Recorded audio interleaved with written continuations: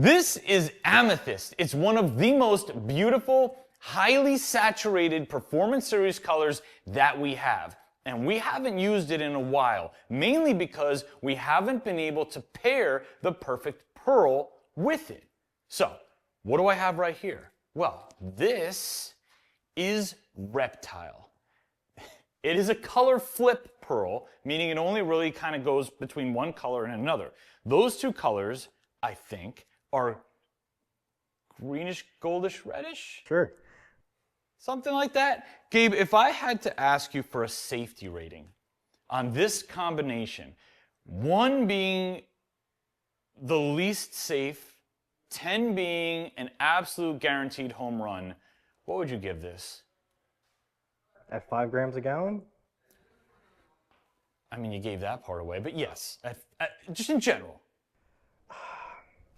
I'll give it a 7. A 7? That's really high. Well, all right, maybe it's not as risky as I thought.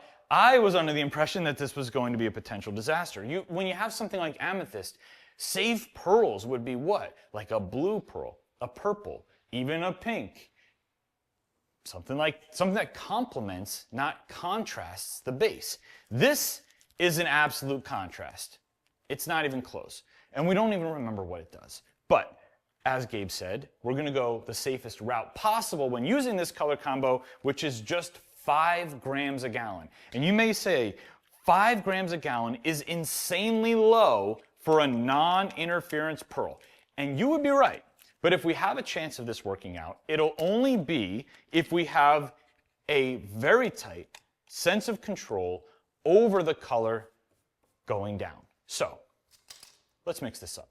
This is Reptile. It's been around since 2012. It was in the very first launch of dip pearls back then. And it's just kind of sat on the shelf for a while. It sells, but to be honest, we don't use it all that much. I can't tell why.